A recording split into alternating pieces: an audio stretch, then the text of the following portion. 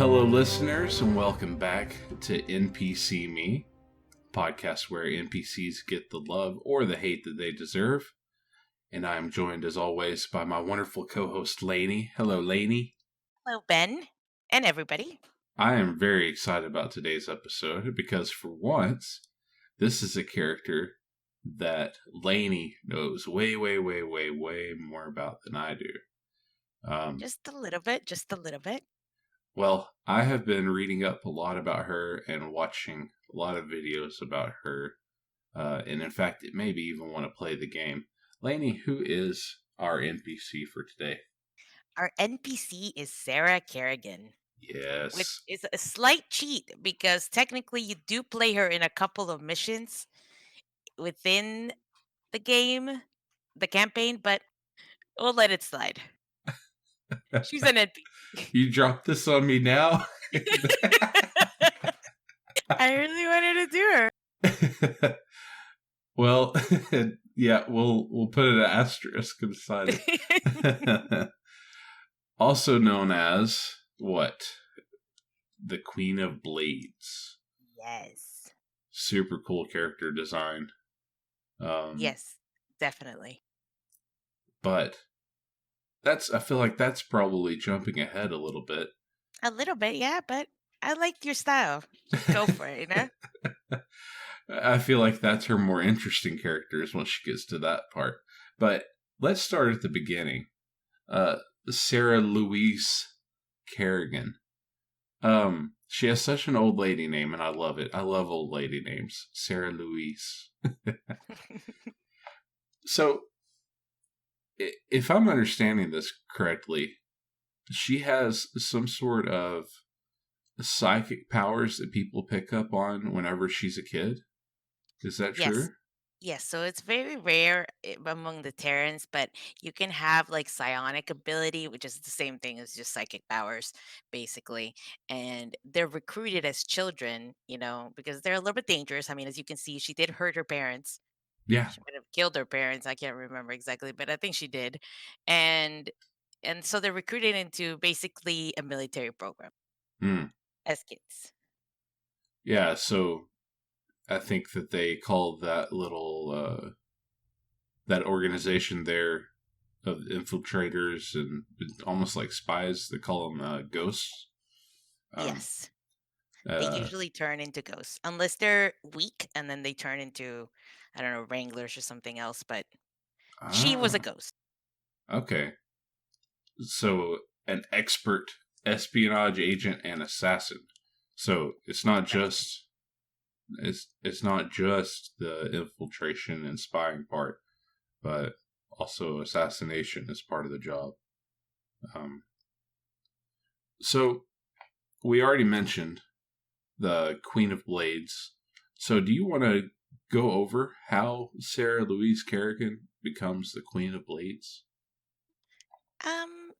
Yes, I will. But I think we need to talk about a little bit of the world that is around there because, like, as we explained, it's going to get a little bit complicated. So, Yes. StarCraft is a really old game, right? And it's been around for a while. It's a real time strategy, but it also has a campaign. And I think the first one came out in like 1998, or just really long time ago. Oh my lord. Yeah. I did not We're even so old. realize that. Yeah, so it's part of the same story, StarCraft, and then StarCraft 2, which is the one that came out like 10 years after. I played mostly StarCraft 2, but like the story that you just told, where she was a child and she joined the Terran forces, and basically she was a ghost. That's all started in StarCraft, the original.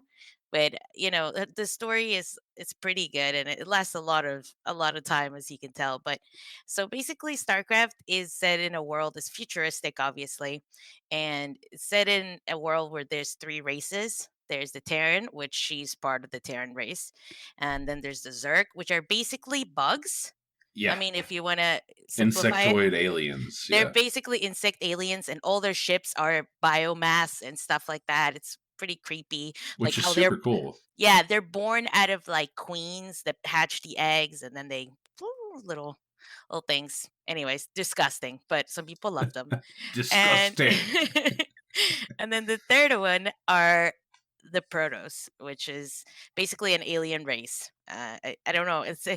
They're not really a big part of her story. Well, of what we're gonna be talking about her story. So like I'm not gonna go too deep into that because I could talk about Protoss forever. That was my race. So Oh, I'm gonna okay. I'm gonna stop myself from doing that. Uh, But yes, we can focus mostly on Terran and Zerg because she was a Terran and then she became a Zerg, basically. mm-hmm. Yeah, But all these races, well, not the Terran, but the two other races, the two alien races, the Protoss and the Zerg, were created by basically space gods, which are called the Xel'Naga, yeah. and so the Protoss basically they are at war with the Zerg because they destroyed their home planet, Ire, which is like they still one of my favorite lines whenever they say my life for Ire. Ugh, every time the chills, man.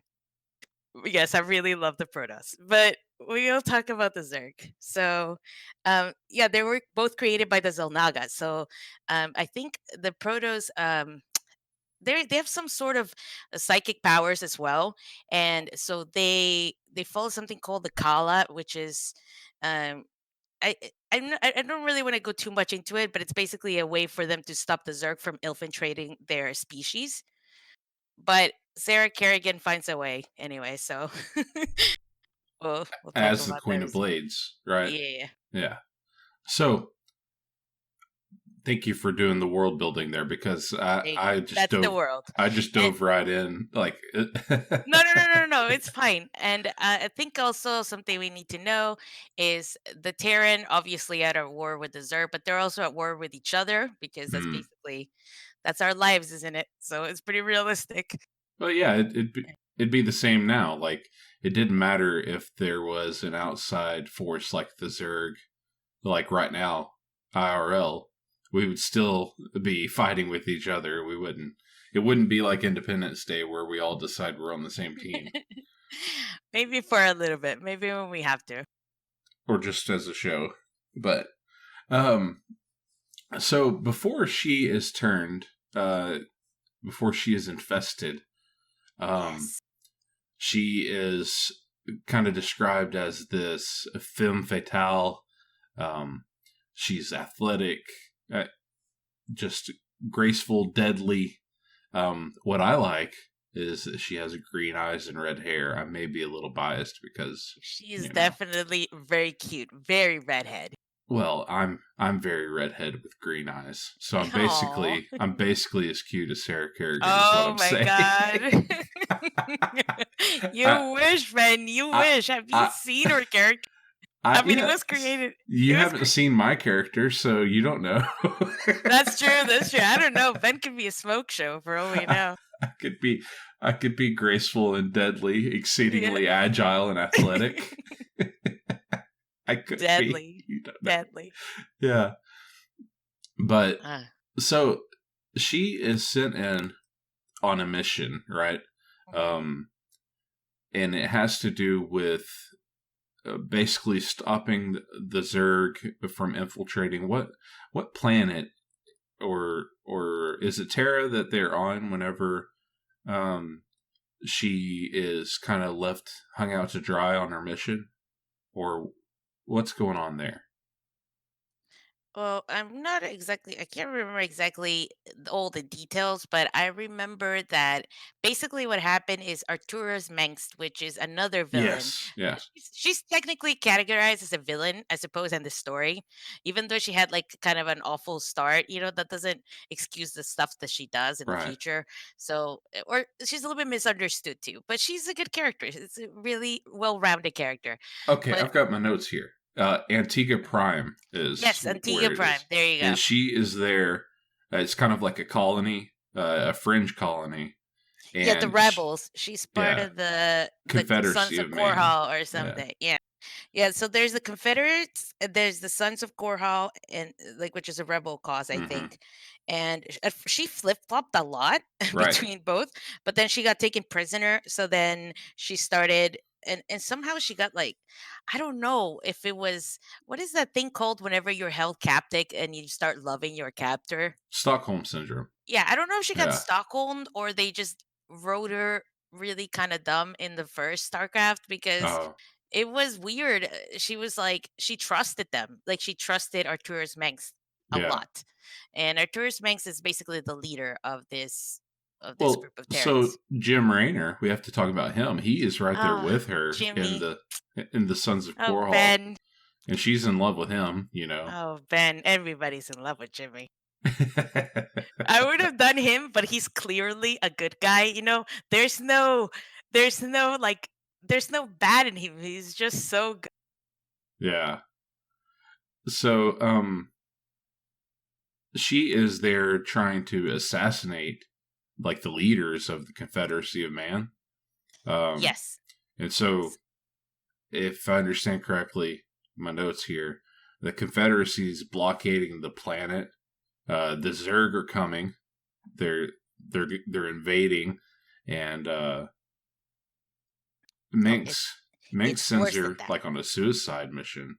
Well, it's worse than that. So Minx is that he has actually a bad character. Like Right. Yeah. he Oh, I has hated him whenever I he was. has Yeah. like okay, he has a very human emotion though. Like so Sarah Kerrigan was part of a group that killed his father, right? So obviously he hated her for that, but he pretended to like her. And then he used her to basically kill and capture any other psionic out there, right? So it was basically like he was trying to wipe down all of the children or whatever, or the people that had the same power that she has, right? So she Yeah. used So her. Kerrigan is also one of these psionics, um, Mhm. and he's trying to use her to make sure that there Right. aren't any more. Right, but she trusted him, so she went down to the planet because she says, "I trust his plan, whatever." And then so she goes down there, and he uses this thing, so this artifact to pulse, that had psionic powers to pulse to call on the Zerg. So he's the one that called on the Zerg to basically attack the planet, and he killed every Terran in that, including Kerrigan, or so he thought. Oh my. Yeah. Well, so whenever I saw that cutscene, I thought, well, this is going to be a short episode because I was completely ignorant going into this. Um, I had very limited understanding of the Queen of Blades. In fact, my only reference to the Queen of Blades that I knew was when Dwight Schrute from The Office dresses up Yes, as Kerrigan or the yes, Queen of Blades for a Halloween party. yes, yes. I think it's Halloween at least. Dwight was always dressing up for something. Uh, but so I was watching that and I was like, well, she's dead. You know, what now? But it seems like it's basically it works a lot like assimilation does in the Star Trek universe.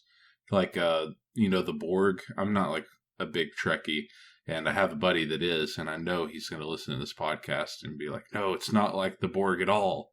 But I just kept Somehow thinking, yeah, of I don't assimilation. I'm not exactly sure what happened to her. All I know is that she got the Zerg DNA in her, basically. That's Yeah. all I know. Whether that's something that happened or not, I don't know. But Well, the they put problem her in with a the Zerg, chrysalis. She gets put yeah, like in a cocoon, yeah, and she I gets cocooned.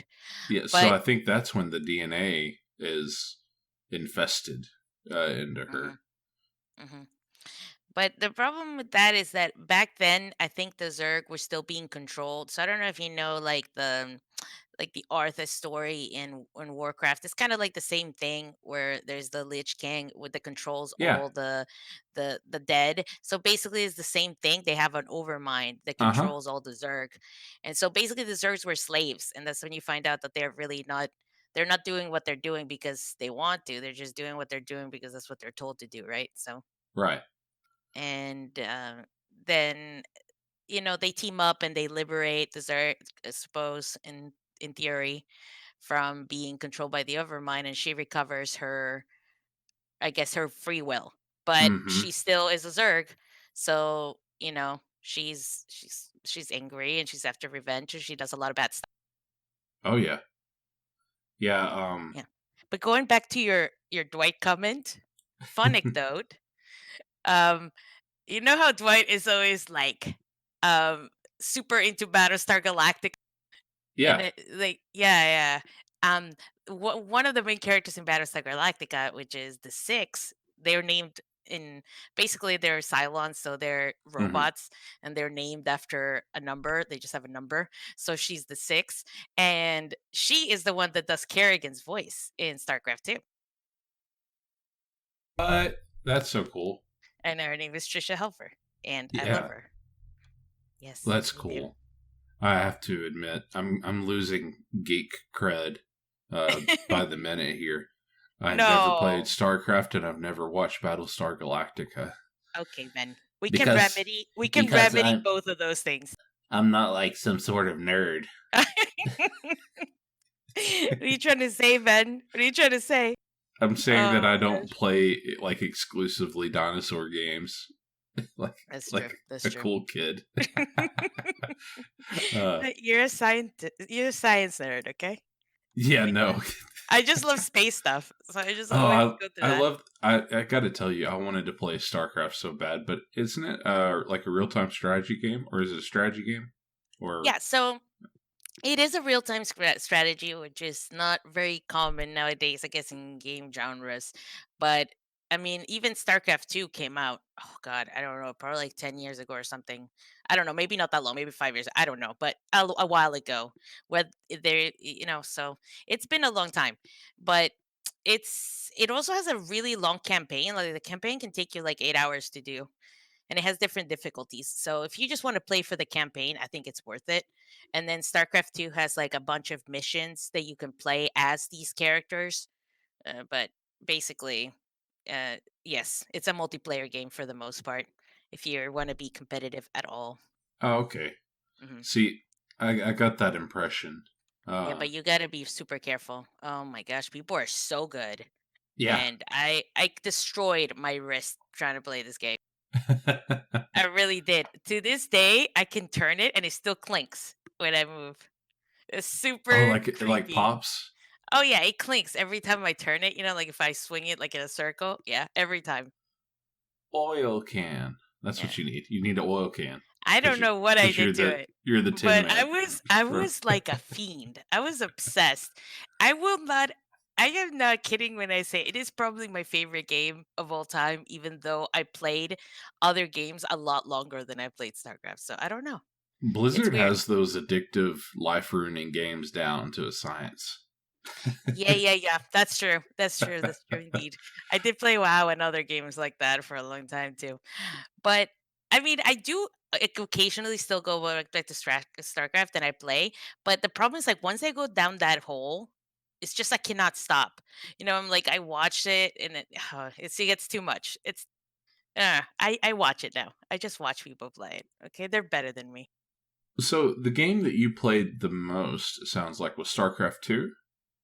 Yes, that was it. That was after she was infected. So basically, when she was the Queen of Blades. Right. StarCraft 2 has three campaigns. It wins the Liberty, then, Heart of the Swarm? uh, yep, Heart of the Swarm, and then the Protoss one. I forgot. Legacy There's of the something Void. Legacy of the Void. I have my cheat sheet up. Yeah, yeah, yeah. Those. So I did the campaigns for all of those. Excellent, excellent. Really, really good stuff. Legacy of the Void and obviously Wings of Liberty were my favorite. Probably Wings of Liberty. Probably always my favorite. Yeah. But the Zerg one was really interesting. She goes through like quite a journey. Basically, so like you said, she gets turned into the Queen of Blades whenever she's in that planet, and then she gets born, I guess, reborn into a Zerg. But Right. then she liberates the Zerg from the Overmind, and now she becomes the Queen of Blades, and now she rules over the Zerg Right. with her psionic abilities. Right. So that's basically how she does it, and then. So she has control over the Zerg. She can. It's basically she has an enormous army and kind of a bad temper, so a Yeah. lot of things happen. So she's Yeah. probably like a more efficient and powerful overmind than there ever was before because of the psionic abilities being Yes. uh, a part of it as well. Um, Mm-hmm. so, and it seems like, I think I'm going backwards a little bit here. StarCraft Brood War, I think, was between the first StarCraft and StarCraft 2. Yes. Um, That's the one that's still super popular. It's basically StarCraft 1. It's basically Brood War. That's what Brood people War, play. okay. So the only reason I bring it up is because it seems like the Protoss have a very heavy involvement in Kerrigan's, or the Queen of Blades, um, story, because she goes to the Protoss colony world. Tell me if I'm pronouncing this wrong. Shakuras. Yeah, Shikuris. Hmm. Um, so she tells them, "Hey, there's a new Overmind growing on Char, which Char is Yes. the The Zerg homeworld, right?" hmm the Um, Burnty world. yeah, Well, becomes a toast. it becomes toast. How does that happen? I don't know. Just char looks like a It just a looks constant charred. volcano. Yeah. Yeah. I don't know what's what happened there, but what's one way or another. the lava planet on in episode 3, Revenge of the Sith? That lava planet uh in Star Wars. Do you know what I'm Uh, talking about? yeah, yeah, but I don't know the name. I don't either. We're See, I losing told Ben. you I'm not a Okay, nerd. move on, Ben. Okay. Admit defeat. But Yeah. so she has an alliance with somebody that seems to be infested there. Samir Duran. Is he a Protoss? I don't know. I don't know much of the story Okay. of the Brood Okay. War during that time. Yeah. Well, it seems like she's like a little more crafty than the Overmind typically is. Um, like she has all the sabotage and the infiltration stuff. It seems like she's more strategic and not just like kill everything with no thought, just Right. wave by wave. Like she actually has plans. Um, and after all of the Zerg fall under her control, that's whenever she kind of self proclaims as the Queen of Blades, Right. which is interesting. She betrays them all basically. Yeah, She gets their help and then betrays them all. Yeah. right. It's crafty, very crafty. Yeah. Um, which to me it says a lot too. You have to be very effective and very um I'm trying to think of a good way to say it. Like you have to be standing in your truth and like have an accurate assessment of the situation to be able to give yourself a nickname. Yes. Like You uh, gotta yeah. You gotta have lost your marbles a little bit, but yeah. but it's effective. I mean, everybody's like, Yeah. "Yep, it's Queen of Blades," which they have some other not so kind nicknames for her. Which she does a lot of terrible things. Um, Yeah, I think it's all though because in her like pursuit of revenge really against Arturo's Mengsk over what he did, he like abandoned her there, let her turn into a Zerg, and then, you know, they just kind of all she felt betrayed, I suppose, by the right. Terrans. So, but is there also a factor of her Zerg nature being in Yes, conflict with her with their Terran? human nature. Yeah, Yeah, yeah. And I think that's the problem. I think her Zerg nature was more, feral or more reactive, but you can tell like she struggles because whenever there's scenes with mostly with Jim, or whenever she feels like she's going away from her human self, she always talks about remembering him, and it's like their love connection that really keeps her somewhat human through all of it, I think. right. Yeah, and in Um, Wings of Liberty, I think he's the one that rescues her at the end. yeah. Basically, Wings of Liberty, not to spoil too much, but they're basically after something called as their Xel'Naga artifact, Mm-hmm. and it's because they heard of a prophecy that she was gonna save them basically, Right. because there's, like I had said, there was the Xel'Nagas, which are basically the gods of the universe that created the Zerg and the Protoss. Um, well, there's a bad one, okay? And he lives in something they call the void, which is just space, and we don't know what it is really.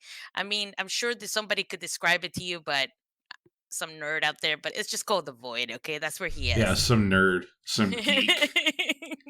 Yeah, his, keep it to his, yourself, pizza face. his name is Amon. Okay, that's all you need to know, and he needs to be defeated. He's basically like the devil, Yeah, basically. Yeah. So he wants basically to turn everything in his image, which means he wants to grow an army that is basically a hybrid between a Zerg and a Protoss.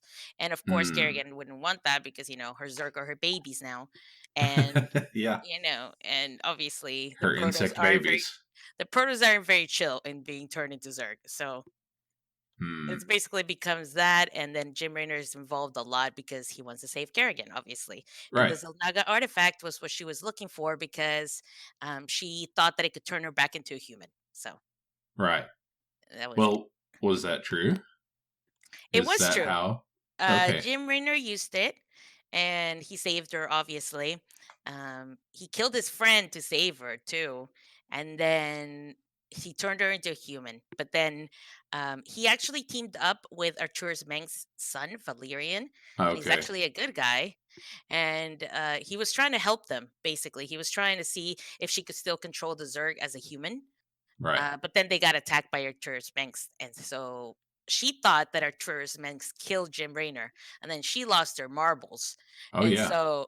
so she went back to the Zerg, and she could still control them, but she needed more power, so she turned herself back into a Zerg, Yeah.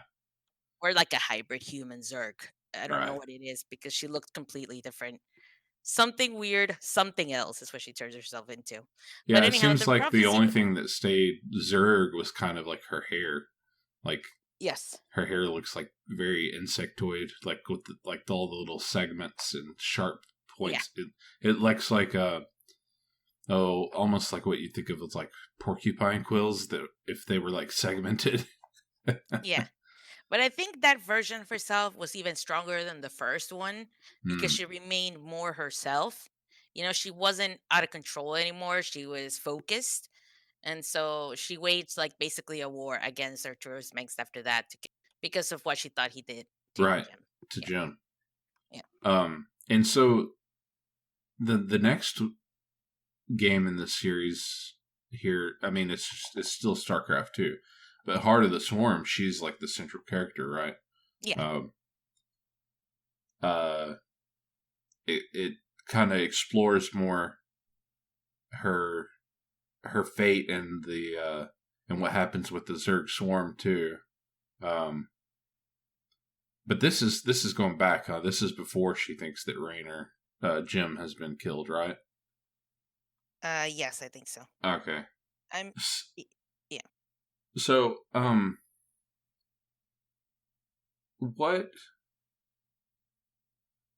what is Mink's goal? Okay, so Uh, I actually think while he is clearly a bad guy in that he right. kills children and he's a little bit of a racist, or I guess a Well, I'm sure psionist. I don't know what Kerrigan. you would call I'm sure it. Kerrigan killed some children too, Yeah, right? yeah, yeah. Yeah, exactly, right? So there's other characters that you consider to be kind of cool and stuff, and you don't think they're bad. I mean, I feel like he's a very human character, right? Right. He has very human reasons for hating her, right? She killed his dad, and even though they didn't like super get along and they were fighting each other, it was Hmm. still not cool, right? It's still her dad and his dad. And then you know, uh, he's the kind of character who just, well, obviously he thinks like he's the savior of humanity, Right. obviously a little bit of a god complex there, but so Hmm. did she, right? She named herself the Queen of Blades. So I think they just had Right. like very similar personalities, and they just did not go. And Well, basically, so I think that's what makes really good characters is whenever they're not like straight up and down good guy, right, bad guy. Not to say that like Jim Raynor isn't a good character because and I don't mean good as in morality. I just mean like good as in like uh, a lot of development, a lot of right, personality. Like that I think that's what drew people so much to things like Game of Thrones. Like right, there was nobody except for like Ned Stark early on. Like he was the clear good guy, you know. uh, almost flawless. It seemed like until you learn more about him. But Right. anyhow, that's what makes good characters in media is they're multifaceted. They have a lot of depth to them. And so I know that the podcast, this episode is not about Minx, but I think it's important because he is central to the story here. Was he trying to still somehow get control over Kerrigan, thereby having control over the Zerg, or was he just trying to destroy the Zerg completely? Yeah. Or I mean, he was basically trying to win the war, right? He was trying to get the human race to be a bubble, and that's it, right? okay, I don't think he even had a relationship with the Protoss either. So it's just he's the typical human, right? A little bit selfish. He thinks he's the superior race, and hmm, he'll do what he has to do, and he does not care what he hmm. has to do. So at the end, she does get him. She does get him She with does the get help him, yeah. with the help of the Protoss and Jimmy, my sweet Jimmy.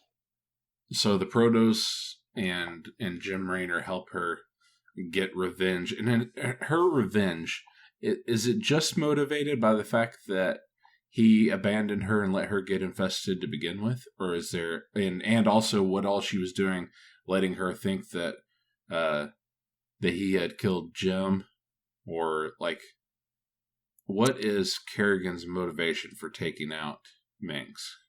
Well, Mings was a dictator, Yeah, basically. So, I mean, that's the bottom line. So at the end of the day, I'm sure it was revenge, but it was also kind of trying to liberate the Terran because the Terran had been at war with each other for forever basically, and they hadn't been unified in a long time. And after everything, you can tell, like, there's a little I guess TV clip on one of the last scenes, I guess, where they're being unified under Valerian, which is the son of Minx, and then the Terran, I guess, what I call it, the military, basically, that's ran by one of Jimmy's lieutenants or admirals. So it's a pretty good ending, I think. And yeah, Minx was just kind of in the way.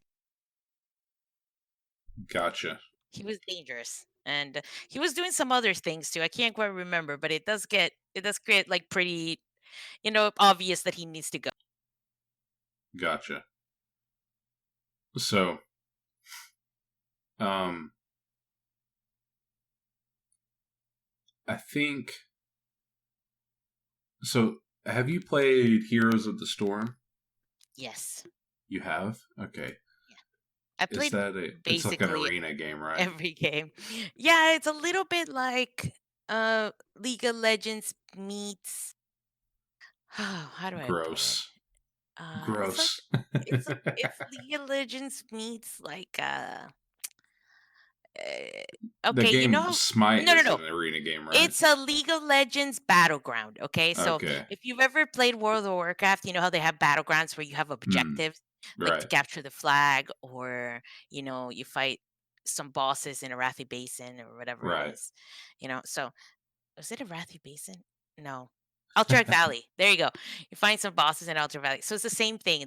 There's bosses, there's objectives, there's other things that you need to do. Plus there's the lanes and stuff that like usually comes with the kind of MOBA game. Right. So the reason I bring it up is because Kerrigan is a playable character in Heroes of the Storm. Uh, did you Yeah, ever play with that's Kerrigan? that's the asterisk, Ben. That's the asterisk. The Um asterisk.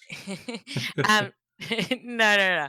I have not. I've not played with her. Or Oh, maybe I okay. did a couple times, but I didn't play Heroes of the Storm that much for me to Well, they know. must have had some really good characters if you didn't play Kerrigan like every chance you got. Well, they had Tazadar, and I told you I was a Broda. Oh, okay. I will not Gotcha. betray for ire, Ben. For ire. My life for ire. My life for ire. I think I had that T-shirt. I kid you not. Love it. um, Love this. I really love the Brodas. so I know a lot of people are like super into the StarCraft novels as well. Did you ever read any of the books? No, I didn't go bookie. No, Okay. that's too much. That's too much, man. Oh, you don't read? No, I understand. No, no, no, no, no. Who has Again, time because for we're that? not nerds, guys. We don't read. I'm just kidding. I do read. It just no, I just don't usually get that deep into the lore. I Oh yeah, basically just know what happens in the campaign right. and, a little bit here and there from, watching stuff or, you know, all the time that I've played it. You find out things here and there. But yeah, basically she does take care of him, but the prophecy was that basically I don't know how to really explain it, but she was the only one that could take it down the Xel'Naga, this bad Hmm. Xel'Naga named Amon, who's trying to create the hybrid Zerg Protoss army, right? To Right. wipe out the universe, I suppose. I don't know what exactly he wanted to do, but he basically just wanted to kill everything. So Okay. she was the only one that could take him, and she was the only one that could because she was the only one that was Zerg. She was a human and a Zerg. And the psionic. So And psionic, right? With psionic powers, which are kind of a trait of the Xel'Naga. So that's why she was the one that could do it. And then she accepted to do this. So they went on a mission, and they turned her into a Xel'Naga. So I think, not sure, but to this day, I think she's still a Xel'Naga slash human. Although I don't know if a Xel'Naga can just make themselves human. I mean, they're technically like a god. So probably. right. So we mentioned character depth and character development. The character of Sarah Kerrigan has gotten really good critical reception and audience reception. It seems like um, she's been on a lot of those lists, like the greatest female characters in the history of video games. She's on that top 50 list by Tom's Games way back in 2007. Um, they described her as one of the most fascinating, complex, and more memorable characters of all time. Um, in 2012, she was ranked as number 23, the hottest fictional woman of the Of year. course, of course, I of think course. a lot of people are really into her as a Zerg.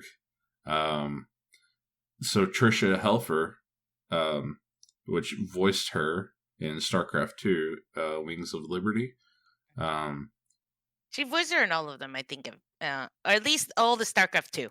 StarCraft 1 was yeah. another person, but I don't know what happened with Well, that. so the award that she got was the best performance by a human female, which I guess is Spike's little joke. But Yeah. anyway, so specifically, she won for her performance in Wings of Liberty. Oh, Um, cool. a lot of people consider her one of the best villains in gaming. Um, Well, and Wings of Liberty was by far, I think, the best campaign. By far. yeah, It was so good. And I don't know, it's maybe because it had a lot to do with the humans, and that's we kind of get it, It's more natural to us, but oh, it was so good. yeah. In 2010, GameSpot ranked her as the greatest video game villain of all time. Yeah. So you can see there's ambiguity, right? Because it's Yeah, like she had a kind of a rough past, then kind of a sad, kind of weird, I don't know, she was like military trained and kind of felt like she had her duty kind of thing. And then that translated weirdly when she became a Zerg and she had like all this yeah. Zergness in her. And she did a lot of awful things, and then she felt like she had to make it up, so she turned herself into a Xel'Naga to save the world, basically. Mm, yeah, Yeah. yeah. She gave up She she gave up Jimmy, yeah. She's multifaceted. So indeed. But uh, she had a happy ending, did you know, Ben? let's hear it. Okay, so there is a scene that happens at the end of the campaign where basically Zara comes and picks up Raynor at a And bar. Raynor's this always at a bar. is this is the campaign in StarCraft 2, Yeah, I think this is Legacy Legacy of of the the Void. Void. Yeah, And she basically just, well, you don't really see her, but you see her outline at the door, and Jimmy says, "It's about damn time." and then he walks out with her. And I think they're meant to be happily ever after, but nobody ever hears of them again. So who knows? Does she take him? Does she take him to a Xel'Naga place? Who knows? I don't think we do.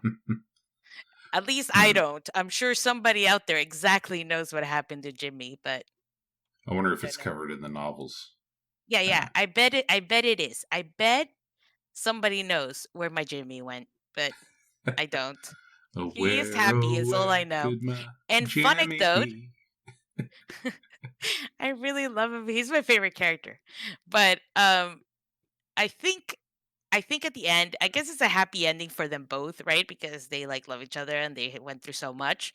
So, but it's weird. Is she still as a Naga? Is she a human? What has happened? I don't know. Or can she Hmm. just make herself a human? Hard to tell. But fun anecdote, that last words he says were what his friend always said, which is another one of my favorite characters, Tychus Finley from Wings of Hmm. Liberty, who he had to kill to save Kerrigan. So Oh, yeah, well, that's rough. rough. It's a little tribute to him then. So basically, he wasn't he was a prisoner, I think. Yeah. And if you see the intro to Wings of Liberty, which is by the way one of the most I don't know if I can say badass, but one of the most badass entries to any game. Like it literally gives me chills still watching. It's so good. So basically, it's just a marine getting ready, which is like so simple, but it is very cool. If that's what it takes to get ready as a marine, that's insane. He's just suiting up and Yeah, he's just suiting up the whole time, but he's a prisoner, so he's being locked into his suit. So hmm. basically, what happens is he gets out of prison or whatever, but he's still locked in his marine suit, and they won't let him out until he kills Sarah. Basically, that's Okay. his ticket. But Jim doesn't know about it, obviously, and that was a deal I guess he had with Arturus Mengs, that he would kill Zara, and then that was it. He was like a spy, I suppose, being sent to there. But Jimmy kills him, so Hmm. he saves her, and he saves humanity. So who's really the hero? I'm just saying.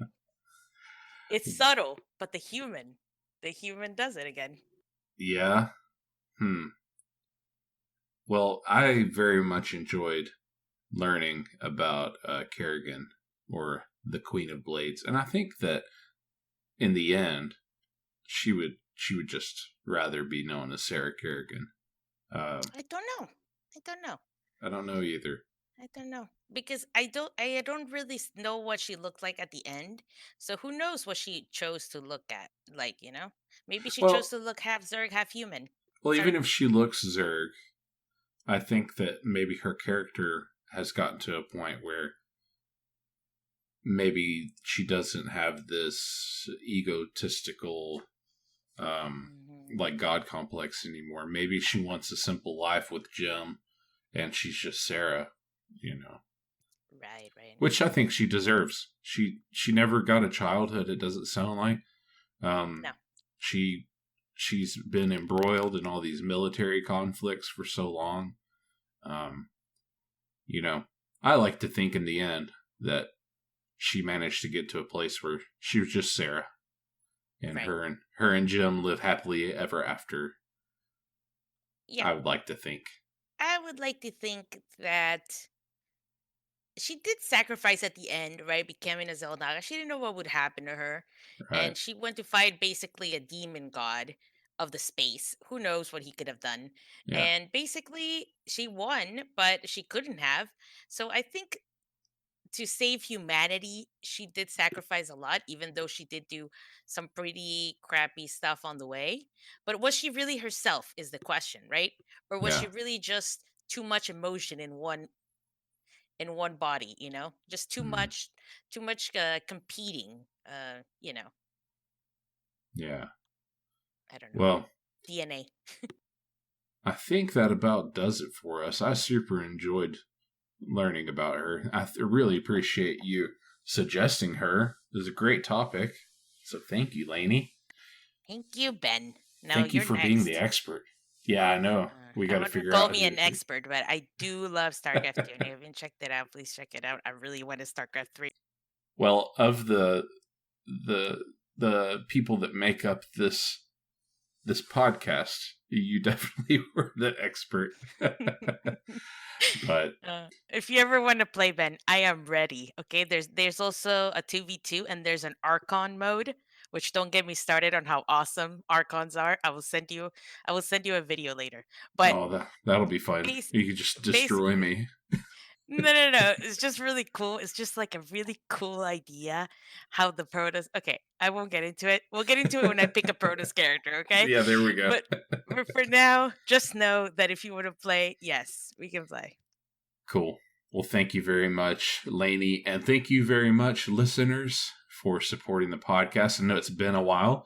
My lovely co-host here has been sick, and we are hoping that her cough clears up. We're hoping that her dingbat doctor gets back to her soon. Yes, and please. That the antibiotics and all are working. But that is why we have been a little late, and I'm sure you guys are understanding of that. We appreciate it. But guys, thank you for listening to NPCMe, the podcast where NPCs get the love or the hate that they deserve. And I think we need to go love an NPC today. I think I fell on the side of love, Lainey. Yeah. Plus, Ben, the Zerg are like zealots, okay? IRL, Zerg players will tear you apart. So you better say you love her. It's like a cult. Well, there we go then. It's been decided. There you go. I don't think you can say anything else. Not at least not live. Well, guys, go love an NPC today.